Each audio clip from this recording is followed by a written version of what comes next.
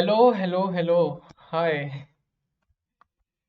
One second, I should turn off this light.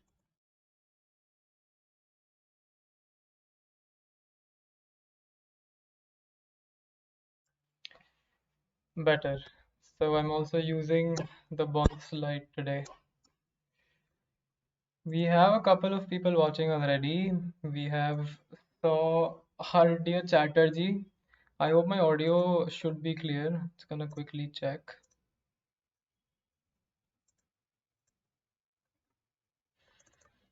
Yeah, I think it's good.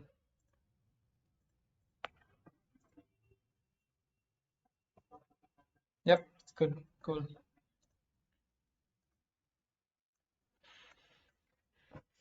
Hi, eagerly waiting. So, Hardiya Chatterjee, please tell about the glass which is on her face. And in the last scene where the glass was broken and fell into the sea, we will talk about that in a little bit. Asif Khan. I'm actually very excited today because I love this film and I'm just doing this to recommend this to everybody because I want everybody to see this and just think about the film form as this, as experimental as this. Please tell about, yeah, let's start to uncover deepest secrets of this film. Late OP, Pratyush is also saying late. Pratyush, तू तो मत बोला कर यार late late मतलब समझ यार समय लगता है. Asif Khan, yes Rahul. Hi Vaibhav Munjal, hi Jibin. Asif Khan पूछ रहे Vaibhav, what is the meaning of your name? Devashish Mukherjee, hey Rahul, have you seen the ad directed by David Fincher? No, I haven't. Jitesh Thakur, your audio is fine, is clear. Okay. Anil Onama Shetty, hi. Cool. Before we begin, I do want to quickly ask everybody to watch the film first because unless you watch the film, this stream will not make sense. So, in the first section of the stream, in say the next 10 minutes, I'm going to give you a brief introduction of Maya Deren and what she was about. So in the meantime, you can probably go and watch the film if you haven't watched the film. The film is up on YouTube, but watch the film without audio, muted when you're watching it. Watch it as a silent film, and then maybe you can come back to the stream. Or if you're feeling ambitious, you can just keep watching the stream, I guess. So quickly, I just want to tell you about Maya Deren a little bit. So this is her. This is also the image that I used in the intro to this stream. So she was an artist, a filmmaker from Ukraine. She was born in Kyiv in Ukraine. But when the anti-Semitism grew a lot and when the USSR was also being quite problematic, so their family fled to New York and she was living with her family in New York. She studied political science and journalism in high school. Then she studied literature as her bachelor's degree. Then she went on to study English literature as her master's. And then she's actually done a lot of things in her life. If you read her Wikipedia, she was also very politically inclined towards socialism after finishing her bachelor's. So she was working with the Socialist Party and she was protesting. Actually, I also have an image of her at a protest. I think this should be her, the leading lady. That's Maya Deren. It's so amazing that we have all of these pictures of her. I'm very thankful that she went to America actually at that time, which is why we could have so many pictures of her. And so from Ukraine, she went to America. And in fact, this was a time when a lot of artists from East Europe, say Czech Republic or Lithuania, were moving to America and especially to New York to actually experience the art life that Hollywood was selling, I guess. So among them was also Jonas Mekas, who is a Lithuanian experimental filmmaker. I think he also passed away recently, I think a couple of years ago. So they were also friends, Maya Deren and Jonas Mekas. And so when she was in New York, she was studying there and then she moved to Los Angeles and she was living in Hollywood. She married a Czech photographer, a Czech American photographer called Alexander Hamid, who is also starring in this film as we will see. And this is both of them, Alexander Hamid and Maya Deren. And these were the only two people on the crew on this film. They both shot the film, they both wrote it together, they both directed it together, and they had a very successful partnership in that way. But this film was actually made in early months of their marriage. I think he was her second husband, if I'm not wrong. This was made in the early months of her marriage with him, and so it's also, in a way, by film scholars called the honeymoon period of their marriage, and that's when they decided to make this film together. And they both wanted to be auteurs. They were very attracted to the term amateur, as opposed to amateur meaning somebody who was an independent filmmaker, and they're often uh, quite less confident about their abilities to make films, because especially if you're living in Hollywood, in Los Angeles, and you see that these films are being made at such high production values, and you only have a camera that you have like a 16 millimeter camera that you bought from your father's death inheritance money, which is actually what Maya Deren did. When her father died, she used the inheritance money to buy a 16 millimeter camera, which she used to make this film. So this was a very independent film. This was made, I think, under $300 at that time. And Maya Deren is also quoted to say that she makes her film on a budget that Hollywood spends on lipstick. So throughout her career and her life, she was also quite vocal how about the barrenness of Hollywood, in the sense that she said that they have such high budgets, but then there's no artistry with it. They just keep on adding equipments and making the production more complex, but the artistry is all gone. And she was also quite vocal about the patriarchy that was prevalent in Hollywood. And in a way, this film also is a comment about feminism, which we will look at in a bit. But she was also quite vocal about how there was very less female representation in Hollywood on the artist's part. There were very few female filmmakers. She was quite vocal about that as well. And coming back to what she was talking about, the term amateur. So she said that as opposed to amateur being somebody who wasn't good, especially good at what they did, we need to look at amateur by its, I think it's Spanish. In Spanish, amateur means lover. So she said that independent filmmakers need to be looking at their film form, if they're amateurs, from that meaning of amateur, that they're lovers of the film form, that they have the freedom and the liberty, both artistic and physical, to make films not for commercial pressures, but to for artistic self-expression. So that's the term amateur that we need to be looking at, and not that they're incapable technically or production-wise or economically. So that was a quick introduction of Maya Deren. She was born in 1917 in Kyiv, Ukraine, and this film came out in 1949. It has since then become one of the most famous short films, and this has to be taught in any film history course in any film school. And the film scholars have at length written essays about this, they've written reviews about this. In fact, today I was reading this essay that really just changed my views about this film. I'd seen this when I was quite young actually, maybe 4 years ago. और उस समय बस ये लगा था कि मतलब कुछ तो है ये कुछ समझ नहीं आया था, पर ऐसा सरियलिज्म में घुसने लग गया था मैं। साल्वाडोर दाली देख रहा था, लुई बुनियल देख रहा था, जैक वटाटी देख रहा था। तो फिर जब माया डेरेन के बारे में पढ़ा भी और मैंने इनकी फोटोग्राफ्स भी देखी, तो एकदम से मुझे लगा कि ये बहुत इंटरेस्टिंग आर्टिस्ट है, क्योंकि इनके ये साथ में एक्चुअली कोरियोग्राफर भी थी, ये डांसर भी थी, ये फिल्म लेक्चरर भी थी, राइटर भी थी, और जब से इन्हें कैमरा खरीदा तो फिर ये फिल्म मेकर भी बन गई। और क्योंकि ये पहले लिटरेचर पढ़ रही थी, तो she also wanted to become a poet at first, but उनने फिर ये सोचा कि जो लैंग्वेज है, जो मतलब वर्ड फॉर्म है, that isn't enough for her to express the images in her head.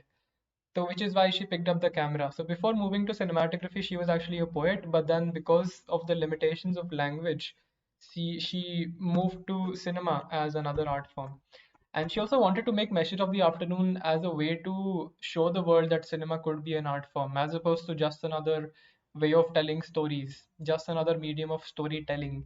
It could be an art form in itself, just like painting, just like visual art, just like photography. And so both of these, Alexander and Maya, they were both very photographically inclined. Alexander was a filmmaker himself. He was already successful before they married. And some scholars also say that when this film came out, a lot of people credited only Maya Deren for the film more than Alexander. And Alexander maybe became a little insecure about that, and that also added some complexity to their marriage. And they eventually divorced, I think.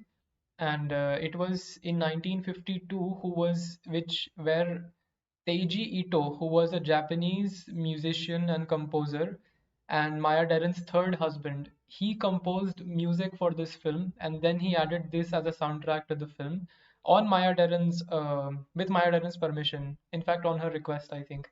But when this film came out in 1949, this was supposed to be a silent film. And in fact, in the beginning of the film, in the opening credits, it also says that this is intentionally silent. It's supposed to be that way. So this was made as a silent film, but then later on, to add to her process, many years later, when she found Teiji Ito, who was the Japanese composer, she asked him to make a soundtrack for the film. But the cut that I also saw of the film was without the soundtrack, and that's how I've seen the film. And I'm basically going to tell you in this stream what I found interesting about the film and how it spoke to me, and also the essays that I've read, what I could take away from it. But this is those kinds of film that there's no one interpretation of it at all. Whatever you think is the interpretation. And Maya Deren, in fact, also wrote about the film later on that I don't want this to be an interpretation piece. I want people to think what they will of this film and take away what they will without any context. Whatever you think about the film, that's your takeaway. So I'm assuming that I've been ranting for 14 minutes now at least, which is the duration of the film. So I feel like I've given the audience enough time to go and watch the film and come back. So I think we can look at the film now. But before that, I'm just gonna quickly show you maybe if I have some more pictures. Yeah, I also had this picture of Maya Deren.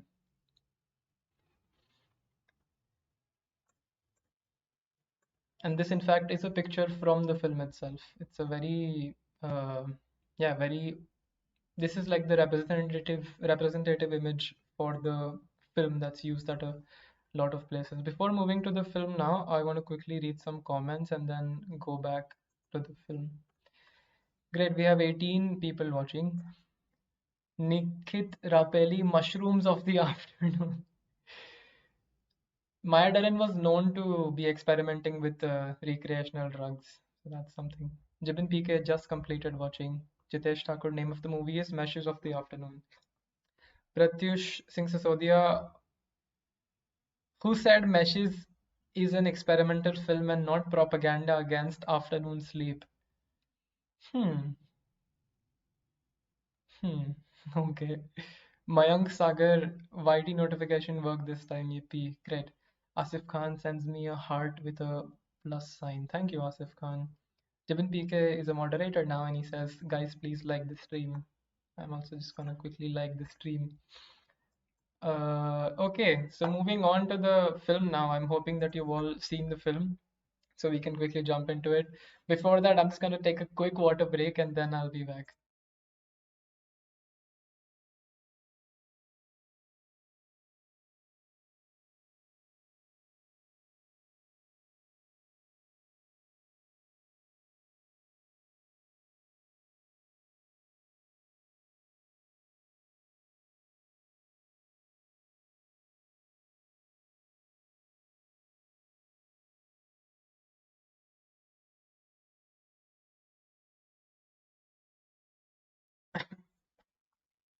Okay, correction. The film came out in 1943 in California.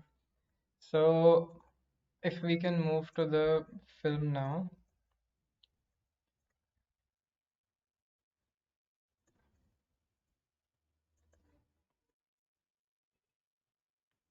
Just 1 second.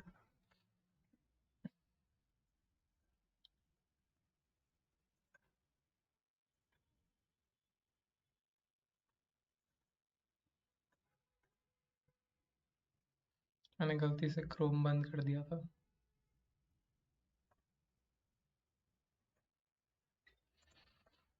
Cool.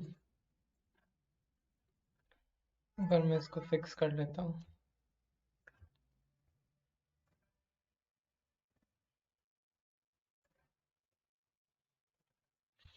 Okay. So the film begins, as I said, also with the message that this is intentionally silent because perhaps at that time in Hollywood, people needed to be told that uh, this is intentionally silent.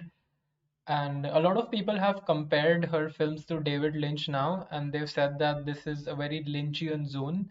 But I would actually say that the films that David Lynch has made are very is a Derenian zone, if a term like that can exist. Maya Deren was David Lynch before it was cool to be David Lynch. And now we live in a society where David Lynch has also become mainstream. So, but this film still holds its value. In at that time also it was way ahead of its time. But even in the current society, this is as experimental as it was back then. So in the sort of the prologue of it itself, the husband and wife team of Maya Deren and his name is something else here. It's actually Alexander Hamid, but maybe this is like a different name for him. Created one of the keystone achievements of American avant-garde cinema in their Hollywood home. During its first decade of release, the film was presented silent with no soundtrack and included three additional shots, as seen here in this captivating psychodrama.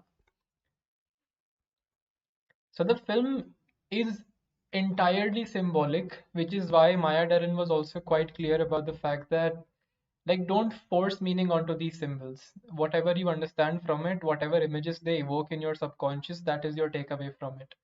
And one of the things that she's also stressing on is that film watching becomes a very subconscious experience when you use these motifs and these symbols because अब जैसे first frame में इसका एक flower का symbol है. So now if you have the context, then a flower is supposed to represent femininity or sexuality. And so when we look deeper into the film, we realize that this actually is a journey between multiple selves of Maya Deren, and in many scenes she's also looking at herself from external party perspectives. So इसमें depersonalization के themes को explore किया है, derealization के themes को explore किया है, और जो तीन की मोटिव्स है अगर आपने फिल्म देख ली है तो वो है फ्लावर है, की है और एक नाइफ है. इन तीनों में हम खेलते रहते हैं और घूमते रहते हैं. तो before moving any forward I would like to अभी से ही मेंशन की the key is suppose to be a symbol for freedom. It is supposed to be a symbol for unlocking something, but at the same time it is supposed to be a symbol for confinement. It is supposed to be a symbol for feeling trapped, और आप कहीं पर बंद हो गए, वहां से बाहर नहीं जा पा रहे हैं. जो नाइफ है, it is sometimes also called a phallic symbol. One second. So since it's a phallic symbol, the knife becomes a symbol of masculinity, while at the other hand, the flower is a symbol for femininity. So now these are three selves of Maya Deren that she keeps exploring, and we see all of these symbols throughout the film. I'm not going to go into the plot because really, matlab, there's no. It's a very non-linear narrative. So, matlab, there's actually no plot. The only plot is that there's a dream, and then we see that that was another in another dream, but then that was in another dream, and then we come to the reality at the end. So it's a very non-linear thing that way. But I'm mostly just going to point out symbols and then talk about what they might mean. A lot of imagery of stairs also in this, and Sigmund Freud actually wrote a lot about stairs being a symbol for sexuality, and this film in a way becomes an intersection between sexuality, death, which we will also see why, and femininity. So a lot of these symbols actually are about how she feels confined in her house, because if we can go back to what I said, this was also early months into her marriage with Alexander Hamid when they were living in Hollywood. So she felt a lot of domestic confinement, and a lot of that came out in these subconscious images in this film. One second. So when we say look at a knife, it at the same time means death, but it also means masculinity being a phallic symbol. And when we see something like a key, as I said earlier, it can mean both confinement and escape. So when she's at this house, she's dreaming of escaping because she's alone at the house all day and she's confined there, and so she's dreaming of going outside. And the knife, when you look at it in correlation with the mirror also is an image that keeps coming in this film, and it is supposed to be a reflection of the identity itself. जो एक self identity का crisis के बारे में भी हम बात करेंगे थोड़ी देर में, which Maya Deren faced, and she was very vocal about it also, and in this film also she's tried to use that. But especially when in certain sequences the key becomes the knife. So that is a direct matlab symbolism to how she wants to escape, but then in her hand the key itself becomes the knife. So she's feeling the pressures of masculinity and the pressures of domestic confinement, and also a patriarchal system that is confining her into the house. And yeah, her escape is impossible in a way. And we see that also in sequences when she sees this man. And this can be a Grim Reaper figure also, but this really is just, which we will come to in a bit. This is a symbol of, in a Buddhist, in a Buddhist school of thought, an ego death. It is essentially liberalization from the self or the ego, and a lot of film scholars treat it as such. The most interesting thing about this figure is that the face is a mirror, right? So it is supposed to be your own death, and in a way, this is this is you visiting yourself, and in the face you're looking at yourself. It's your own death looking back at you. So when she sees this figure and she tries to run after him, but she's never able to catch up with him. Or this montage is also so cleverly done. मतलब she keeps running और उसको हम देखते हैं कि वो आगे जाता रहता है, and then it cuts back to her running, पर वो कभी भी उसके पास पहुंच नहीं पाती है. And at the end वो वापस वापस staircase पे आके रुक जाती है. Staircase again being a symbol of sexuality in Freudian psychology. She climbs up the staircase and then goes back into her house. And this montage also, जो slow motion में चढ़ती है उनके पाव ऐसे पूरा, ये कितना अच्छा शूट किया है 16 मिलीमीटर कैमरा पे 1943 में.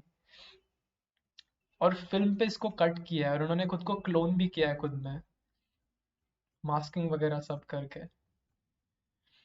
एक और जो सिंबल है वो ये भी है कि जो एक अनहुक टेलीफोन होता है, that also is a symbol. और एक और जो है कि ये आप जो देखते हैं, जो ये रिकॉर्ड प्लेयर घूमता रहता है but it is silent, that is suppose to also be a symbol. So the unhooked phone is a symbol for loss of communication, or in a way also death, because the phone is on but nobody is speaking. So in a way that becomes a symbol for how the body is still there, but there's no soul in it anymore. And the silent record player, that again becomes a symbol of death, as in the record's going on, but there's no sound, there's no music playing. जो depersonalization की बात आती है उसमें lot of film scholars have also noted कि there's two terms, derealization and depersonalization. Derealization is something when you live your life as if you're in a film, or if as if you're in a dream. That's what your everyday experience is like. You feel like you're living in a film or living in a dream, and you treat everybody else. Perhaps this is a disorder that happens with cinephiles. You treat everybody as if they're characters in a film. That's derealization. Depersonalization is something that you treat yourself as an external entity, and you're always looking at yourself as this, from this external third party perspective. And this is also something that Maya Deren has shown in this film through symbols. एक scene में ऐसा भी होता है कि table पे तीन माया Darren के कैरेक्टर्स बैठे हैं, and they are all different personas of her. एक पर्सोना हो सकता है कि when she is wielding the knife, वो एक पर्सोना है. एक पर्सोना है when she has the key in her hand. So Maya Deren also is looking at other selves of herself which are more powerful than her. When she's holding the knife, and that's a phallic symbol, so perhaps she's more masculine, more powerful. And when she's holding the key, that's when she's dreaming of escape, and perhaps she even tries it. So Maya Deren as herself is looking at other selves of her in this film.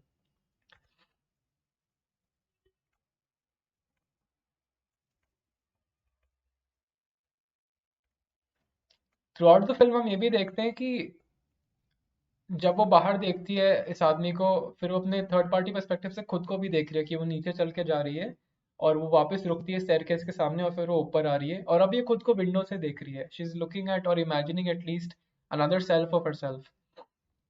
और फिर जो की को वो बाहर निकालती है, again that's a symbol for escape, और ये एक रिकरिंग इमेज भी है।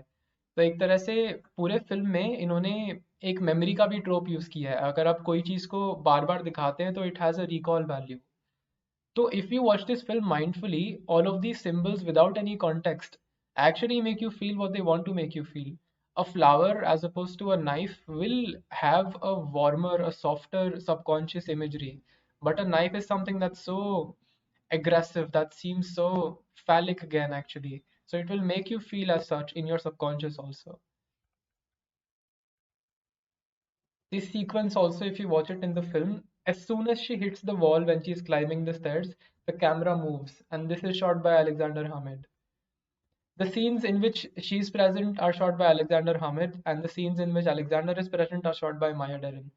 So these were really just the only two people on the crew of this film. ये वो सीन है जिसपे की एकदम से नाइफ बन जाता है. This is also something that you keep seeing in Mulholland Drive, उसमें भी जो की के सिंबल्स है और वो सब है. David lynch is also quite open about being inspired by meshes of the afternoon and Maya Darren for his films.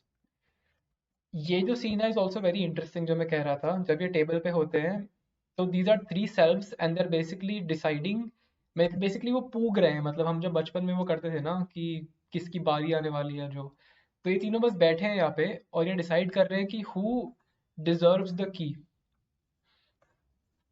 तो देर सिटिंग डाउन, और वो नीचे आप एक की रखते हैं, एक एक करके वो उठाती है पहली वाली माया डरेन, और फिर लेकिन वो की वापस वापी आ जाती है, तो she does not deserve it. फिर जब तीसरी वाली उठाती है और उसके ब्लैक हाथ भी होते हैं उसके ऊपर, फिर वो रखती है, then it turns into a symbol of operation, a symbol of phallic or symbol of masculinity. And then everybody else, the other selves are, मतलब काफी ऐसे चौकन्नी हो जाती है, वैसे काफी अचंभे में होते हैं उससे. So towards the end, this is also a sequence that I wanted to talk about, but before moving to that, एक बार हम और comments पढ़ लेते हैं. Zaki Khan, Sharda OP, hi Zaki. Yeah, cinematography is amazing in it. वाह वाह क्या relation है telephone का. True man.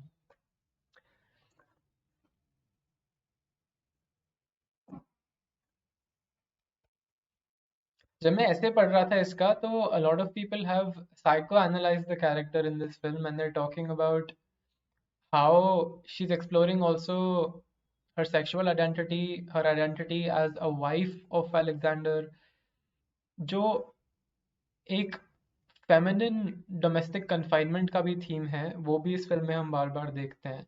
And she keeps exploring that through images of the ocean and the waves, और जो की है that also becomes an escape as a symbol.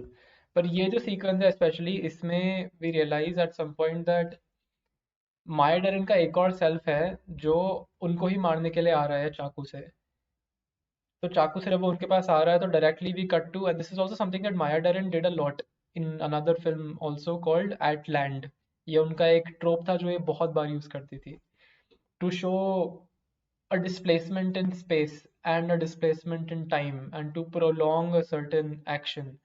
तो अभी जब ये रूम में है और इनकी जो सेल्फ है वो सो रही है दूसरी, और वो चेयर पे सो रही है, तो जब ये उनके तरफ जा रही है तो डायरेक्टली वी कट टू एकदम से कि वो कोई बीच पे है, और उनके फुटस्टेप्स के थ्रू हम उसके मोशन में सेम रिदम में कट करते हैं कि एक पाँव उन्होंने रखा घास में, फिर दूसरा पाँव वो रखती है बीच पे, फिर दूसरा पाँव रखती है एक मिट्टी के अंदर, उसके बाद फिर वापस वो फ्लोर पे आ जाती है, and then she goes to Maya Deren, and then she, as soon as she tries to knife her, एकदम से उनकी आँख खुलती है माया डरन की.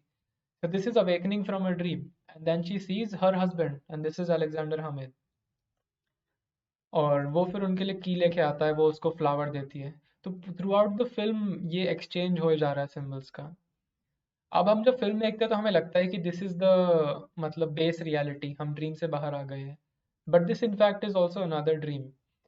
अब क्या होता है कि इनके बेड के साइड में एक फ्लावर पड़ा होता है, and suddenly it transforms into a knife as soon as Alexander comes near her. जब वो knife में transform होता है, तो she picks up the knife and she hits Alexander's head with it. जैसे ही वो hit करती है, तो उसका face glass बन जाता है. Much like the glass face that the Grim Reaper also had, the black hooded creature. So she's making that correlation ki I see my husband as that Grim Reaper. I see him as death of some kind, as my reason for self-confinement of some kind. So in a patriarchal society, she's looking at the figure of a man as a figure of oppression and a symbol for confinement or entrapment. So the correlation she's making here is as soon as she hits his face with the knife, so it cuts to a mirror. So that's one correlation with the Grim Reaper. They're essentially the same figure in her life. And mirror में हम देखते हैं कि she sees images of the ocean, which is supposed to represent freedom or escape from this place. And then also we cut to a sequence wherein the glasses shatter into the waves और फिर उस पे ऐसा wave आती है. So these are all मतलब very surreal images that are supposed to imply escape or imply some kind of uh, freedom from her confined life. A confined life or domestic confinement can also symbolize the confinement that she felt within her own mind or within her own body, actually. And this is something that Maya Deren also talks about the film. She also wrote, I think, an essay about the film. और उसमें she's talking about how she's using these symbols to make sense of her multiple personalities.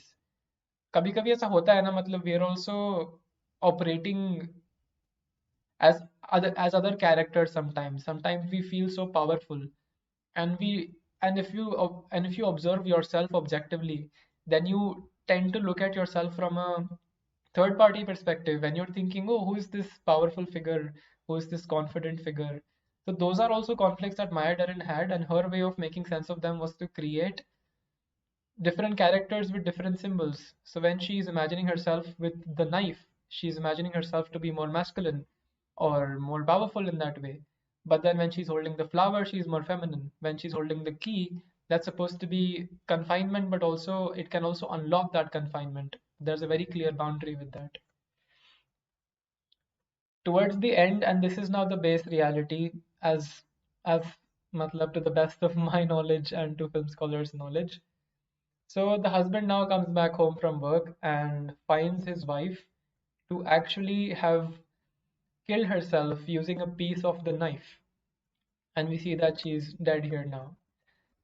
So the knife and killing yourself with the knife is now supposed to mean that your own identity conflict has led to the death of you.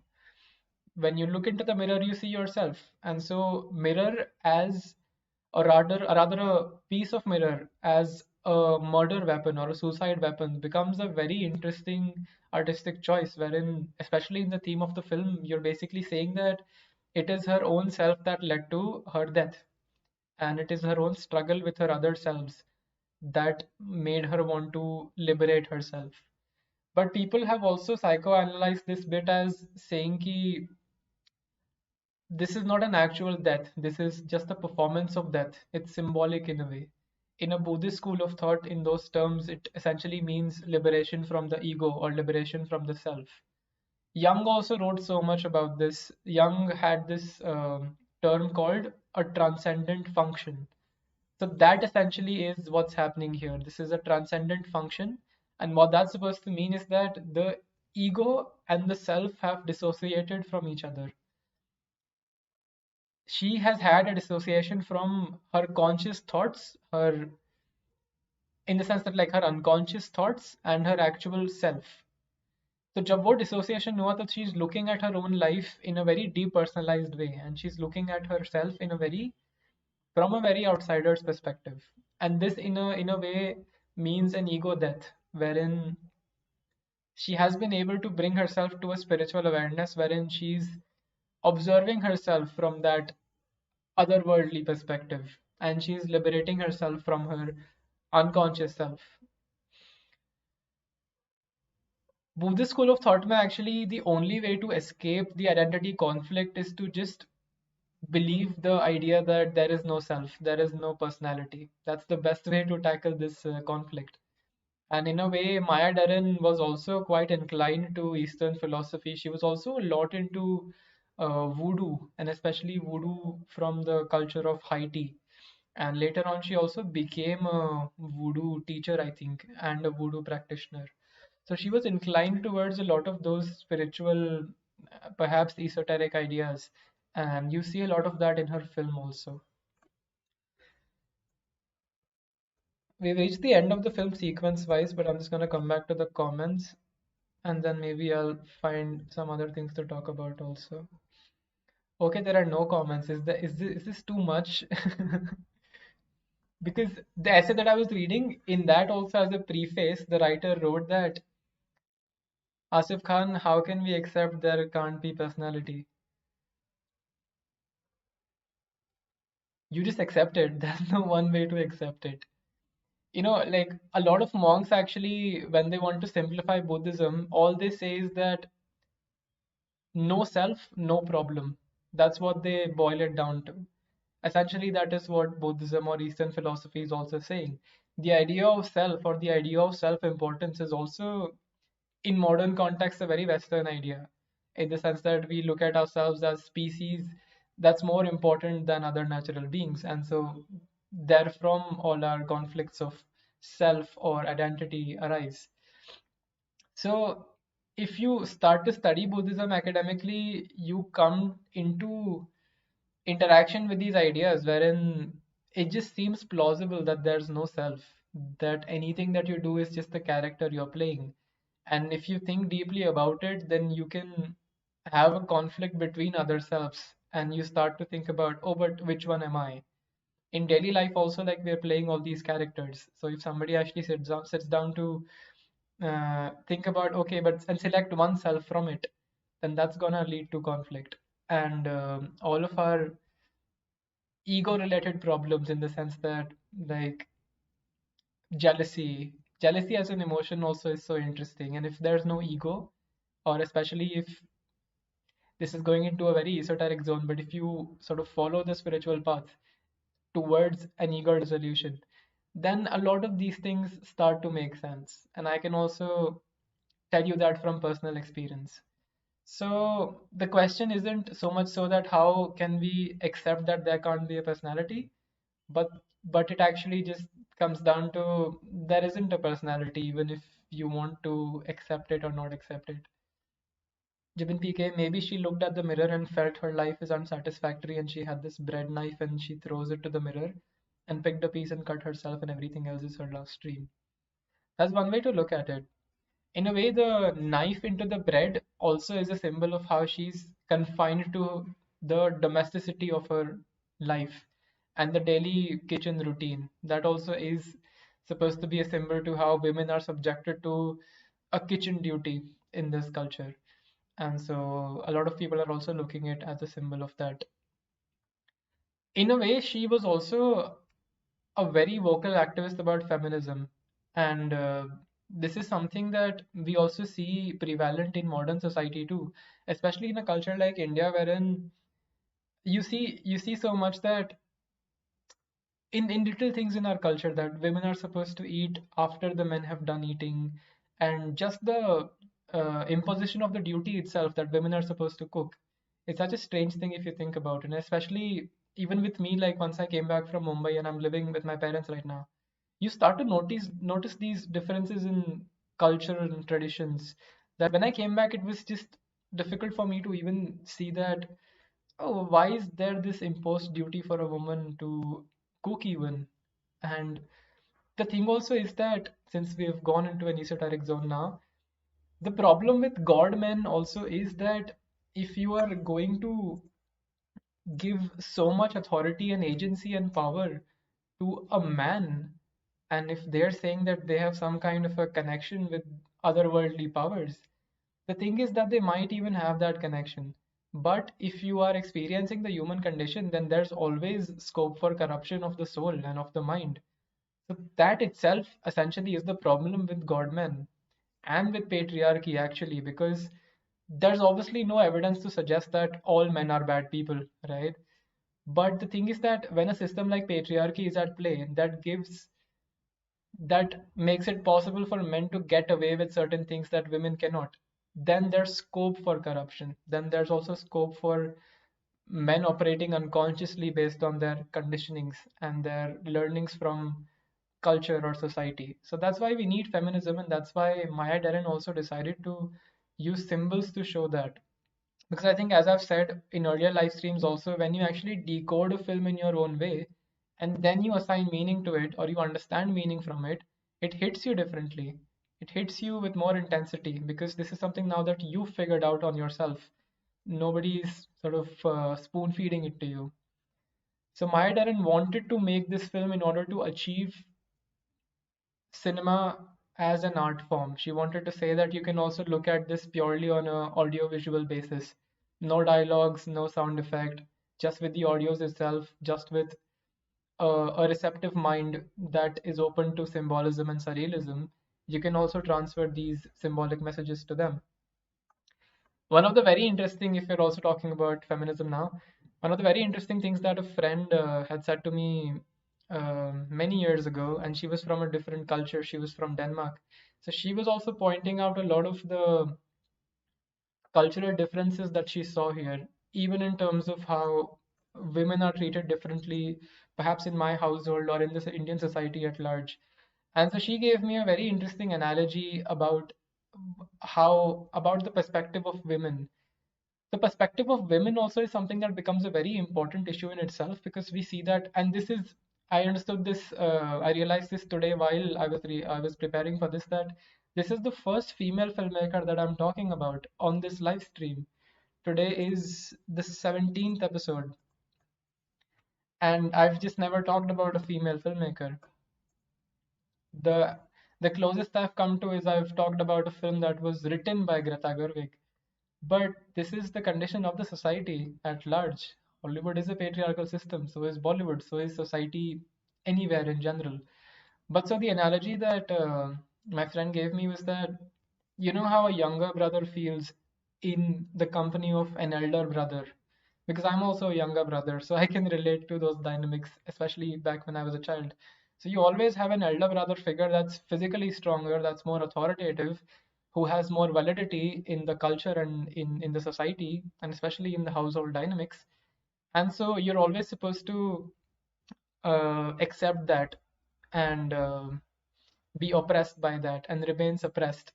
The elder brother opinion will always have more validity, and the entire time you feel like perhaps you are not validated enough, that you don't have enough agency. So that's how women feel all the time. Women are always the younger brother, everywhere, anywhere, all the time. So I think I was 15, 16 when I first heard of this analogy. And that's when I first realized that like the society needs feminism so much. So Maya Deren also, in a way, is trying to bring those waves of revolution back in Hollywood. Imagine a filmmaker like Maya Deren living in Hollywood in 1943 when this film came out. That was also when Hollywood was going through its golden era, and so many big budget studio classical system films were being churned out. And in that system itself, artists like these are able to survive and make films like these. So yeah, just gonna quickly see what other images I had, and if I had to talk about anything else.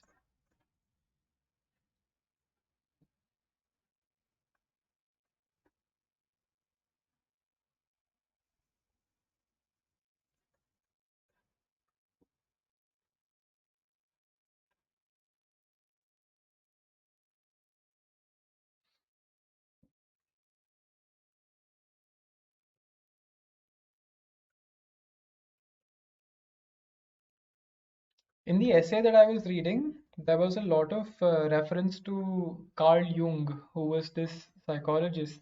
I think he was a Swiss psychologist from Switzerland, and he wrote a lot about um the transcendent function and the depersonalization from the self and the conscious.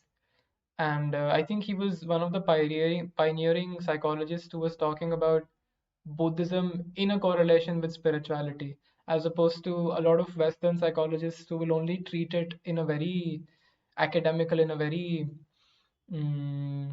in a very mathematical, clinical way. Psychology has almost become like an academia in itself. But Carl Jung was somebody who was looking at the psyche as a whole and not just the mind as an organ itself. And so he was experimenting with spirituality and he was trying to connect that to how psychology might function. So Jung was actually talking about a lot of crazy stuff. There's something called Jung's synchronicity also, which is another function that he has mentioned in his text, and that essentially means that there may basically like meaningful coincidences in your life, and that then form some kind of a spiritual meaning. So Jung was that kind of a person. He was that psychologist. And when it comes to a transcendent function, what he essentially means is that in the Buddhist school of thought also, when they talk of an ego death, they're essentially saying that you are able to separate yourself as an unconscious being with random thoughts and abstract thoughts from nature itself, and you try to understand that you are nature actually. It's just that as human beings we've developed the capacity of abstract thinking, and then that leads to an illusion of self, and then further conflicts happen from that. But if we can just come back simply to the reality of no self or an ego dissolution, then that will actually liberate us in a way. So those are the themes that Jung wrote a lot about, that Maya Deren was also obsessed with, I think. David Lynch also is obsessed with transcendental meditation and Carl Jung. And a lot of experimental filmmakers actually seem to be quite inclined towards these schools of thoughts.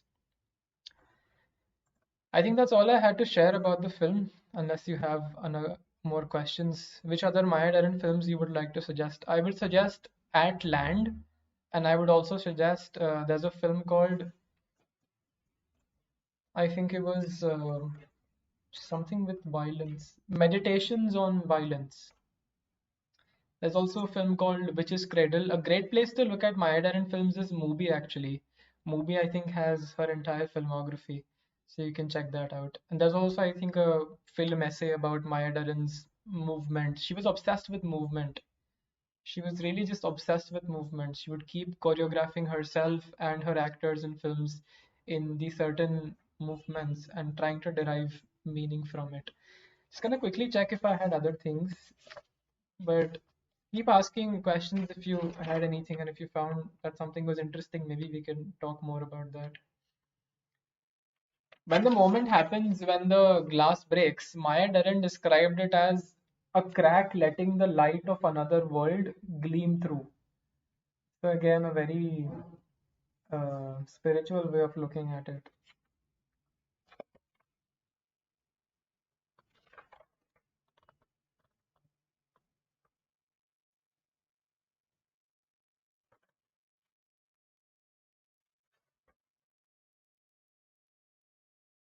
Oh yeah, I also wanted to retell this incident that I had a couple of years ago.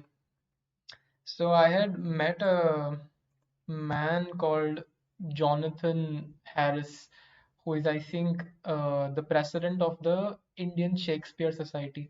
And he's also written a book called Masala Shakespeare. And he's now, I think, or maybe he used to be a professor at Ashoka University. So I had first met him when I was 15, 16. I was in 12th grade, and we had gone to attend this lecture that he had on Shakespeare in India. And he was making correlations between Shakespeare's plays and Indian films. And I think he was specifically looking at Vishal Bhardwaj's Heather at that time, and he was making correlations and seeing which texts he has justified in the film. And so at the end of the talk, he said something that I just I still remember it. And he said that the next Shakespeare might already be born in this world, and she might be from India. So when he said she, it just really struck me as something odd. Like, why would you, if Shakespeare was a man, it just only makes sense to say that, the next Shakespeare might be from India. He might be from India. So at the time, I didn't understand what he meant. But I think, and I also remember going up to him later on and asking him, why would you say she if Shakespeare was a man? And so he said that I said she so that you would notice that I said she, and so that you would come and ask me this question. But I didn't actually understand what he meant by that. So, cut to 4 years later, I think I met him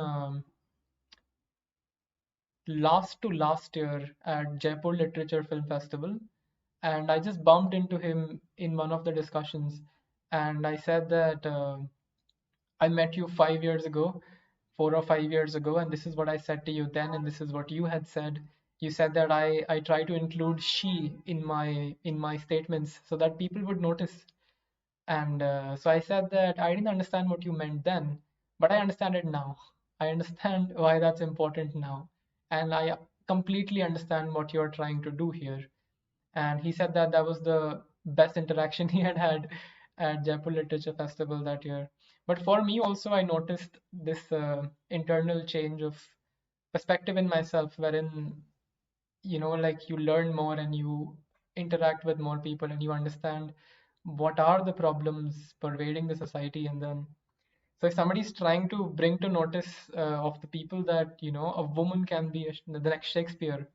So in fact, I'm now surprised that I found it odd when I was 15, but I guess we all learn. So, so yeah, this film also in a way is a very feminist film in the sense that it's trying to bring to notice of the audiences the perspective of a woman and how she might look differently at the world than the man. And what better medium for it than the audiovisual medium, because that's essentially how you're looking at the world through her own eyes. It's such an immersive medium that you're actually transporting yourself into the head of the filmmaker herself. And especially with a film like this, when she's being so vulnerable and she's being so authentic and she's being so honest about her psychological disorders, and she's saying that this is my experience, this is my daily experience of things. So audiovisual medium, in fact, becomes a very influential tool to bring any kind of change in society. And one way to initiate change is to at least start getting people to think about how people might be looking at things differently. And in a basic sense, that we should always be operating from a sense of empathy and a sense of yeah, kindness.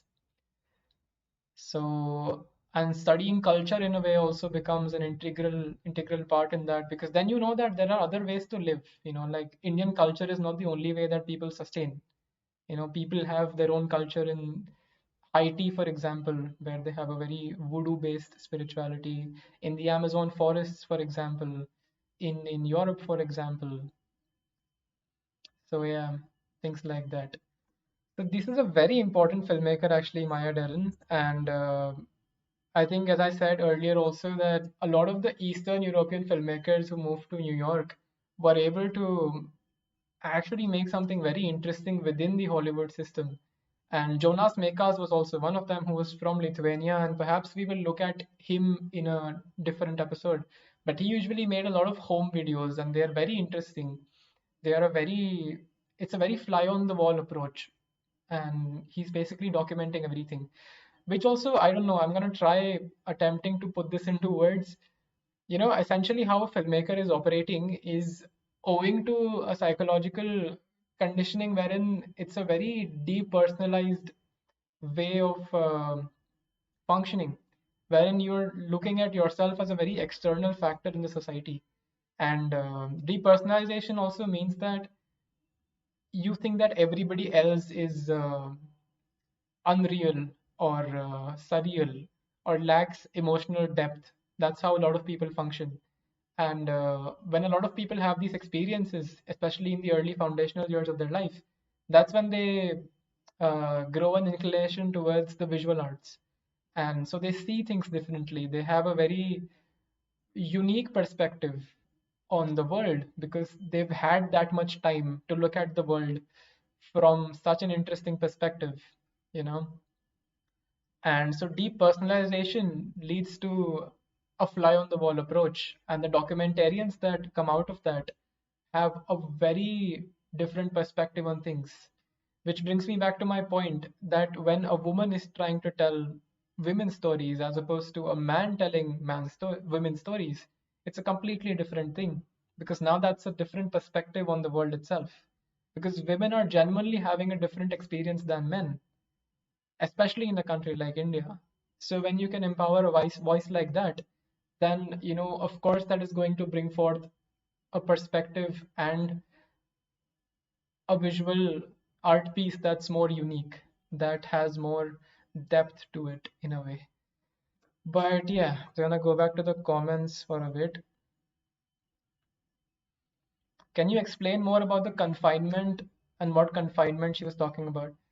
She essentially meant the domestic confinement that you can feel in the early, days of your marriage as a woman, because you're supposed to stay home. And a lot of the symbols that she's using there, like say a key, for example, or a flower, for example, or a knife in bread, for example.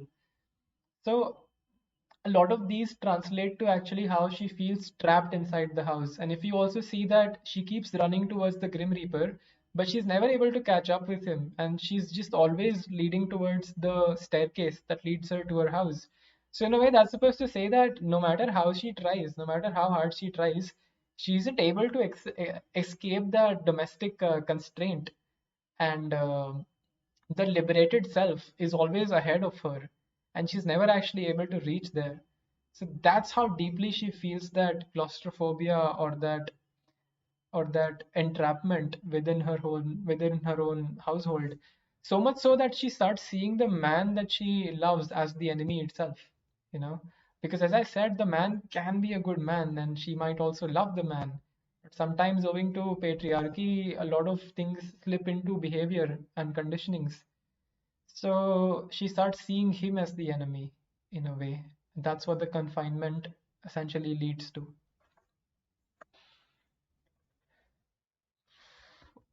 Augie and Friends, Arundhati Roy.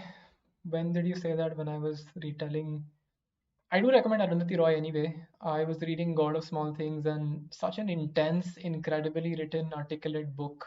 Which is what I said, like her perspective on this culture is just so unique because she has seen it from another lens altogether for all these years. So artists like these are are people who are able to retell and represent their own experiences using these mediums, be it literature or painting or photography or dancing or film in this case. Kshitij Sinha has given us a super chat of 15 euros. Thank you, man. Thank you for these beautiful episodes, Rahul. Really enjoyed this. Have you always watched movies this deeply? Does it ever ruin your experience when you want to be entertained?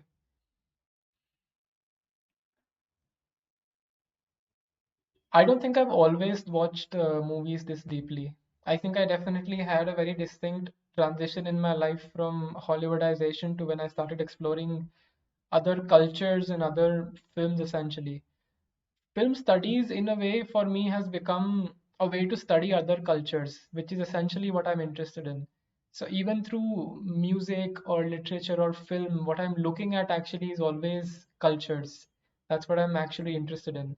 So, when I also started reading up about cultures from all around the world, that's when that became a supplement to my film watching.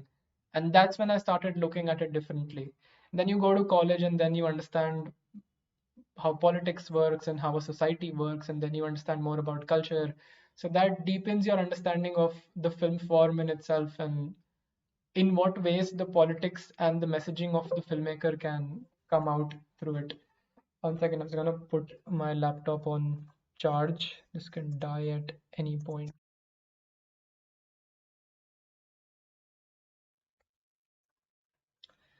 Does it ever ruin your experience when you want to be entertained?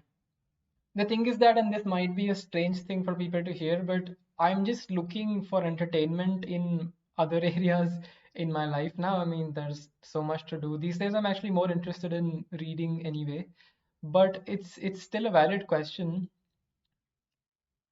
But to be very honest, I'm just not looking at films as entertainment anymore. Life itself is just so entertaining. So, but I definitely understand how that may be a function in a society that, films are supposed to be entertaining. But as Maya Deren is also vouching for cinema to be an art form rather than be an entertainment or a storytelling device, that's essentially what I am moving towards as a person or as an artist also, perhaps. I'm looking at mediums from an art form perspective rather than a storytelling or an entertainment perspective, because as soon as entertainment comes in, then there's a commercial pressure associated with it. But that's definitely something that I struggle with as an artist also. Say when I'm making something, when I'm writing something, these days I'm also painting. So, and Instagram actually also becomes a strange place to put your paintings at, because then, like inevitably you start um, placing value to your paintings based on how many likes it has gotten or something. But so that definitely hinders the process. So in a way, this question actually just becomes that, does that ruin my experience in general? And it does. But yeah, if to be specific, within film, I don't think I'm looking at it as entertainment. Perhaps in the last couple of years, I've also found contentment in other areas in my life. But there was definitely a time in my life, perhaps the same time when I thought that she could not be the next Shakespeare, was when I was looking at films for entertainment. That's how you're operating when you just don't know that other things are possible. But thank you so much, Shidit Sinha, for 15 euros. I think that's the largest super chat I've gotten yet. And I'm so happy that you're enjoying these episodes. I'm also really enjoying sharing these experiences and sharing my perspectives. It's become a great outlet in the lockdown. Asif Khan Kshitij, it is his talent. Thank you. Jibin PK is thanking Kshitij on my behalf. Thank you, Kshitij. Thank you, Jibin also. Pratyush, thoughts on avant-garde as a form of expression, like why avant-garde? 1 second, I'll just come back in 15 seconds. I'm taking a water break.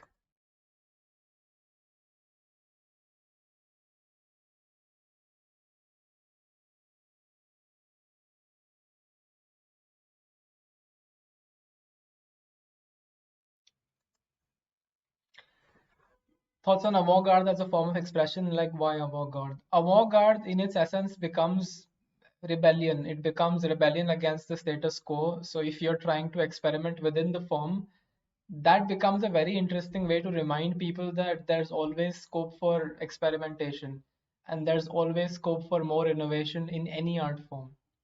And that is a great way to not make things monotonous. That is a great way to remind people that they're still functioning within an art form that is ever changing. And if you also look at this film, Maya Deren made this as a silent film, but she did not hesitate to, even years later, when she met the right composer, to even then add the soundtrack to the film. So in that sense, it's such an experimentation that the process is never done. Life itself becomes the process. And so you keep adding to the film in a way. I think a lot of people also say that the edit of a film is never finished. It's never finished. At some point, as a filmmaker, you just have to say, this is it. I'm not going to torture myself more about this. So that then becomes just the final cut. But in a way, a film is never complete. So avant-garde as a form reminds people that you can keep experimenting. You can keep finding new ways to express ideas in all forms. That's why we need avant-garde, and that's why we need experimentation in film, especially because, as I've said earlier, film has now become so influential and so popular that people are quite inclined to keeping within the formats that have worked in the past, because it's become an industry in a way. It's become a commercial industry, and so whatever has made money in the past, that's what most people who are looking to pay rent will do, because you need to pay rent. So you will keep sticking to those traditions, and then the scope for experimentation and innovation becomes very less. So if somebody chooses to bring avant-garde sensibilities in their art form, then that reminds the society at large that this is something that can be ever changing and ever evolving. That's why it works as an important function is in a society or in a culture, really. Asif Khan, can you review Clint Eastwood films? I think I've only seen the popular one, the Good, Bad, and the Ugly, I think. Haven't really delved too much into Clint Eastwood. Mentalic Sansar. When you said Amazon forest, I remember Embrace of the Serpent. You can do an episode of that, maybe. I have talked about Amazon forest earlier, I think in the next floor stream. Simulated Sultan is giving me a heart. Thank you, Simulated Sultan. Mentally Sansar loved it, man. The concept of looking at cultures. That's how I do see films and art. A good art can give you an idea of a whole society in the background of artists, the mental conditioning, everything is there. Exactly. In a way, being able to make art is a luxury in itself. Not that I'm claiming to be an artist, but in a way, if you look at say psychology, we're all creative people. We all need to be creative from time to time, even say if you're working a corporate job. But people who are able to do art full time, they're constant reminders to the rest of the society that being creative is very important. Being creative keeps you grounded. Being creative keeps you in your spirit. So that's what artists actually remind us. I think there's that quote that Niche keeps posting, and they say that the most interesting thing about artists is actually just their life and how they live. Because an artist will, is my stream lagging now? Because an artist will always find more sustainable, more efficient ways to survive and sustain. And so their lives actually become examples for the rest of the society to make their life more minimalistic and make their lives more adventurous and exciting in a way. Mrityunjay Chaudhary, Ghost of Francis Bacon is my painting page. I'm not gonna call them paintings actually. I have no academic understanding of paintings, but it's just another medium of self-expression that I'm finding interesting these days. And there's also a lot of scope for innovation within that. So yeah, Ghost of Francis Bacon is my Instagram for paintings, and it's also linked on my main Instagram. So maybe you can go check out my paintings. Simulated Sultan is Tayyab. Oh, hi Tayyab.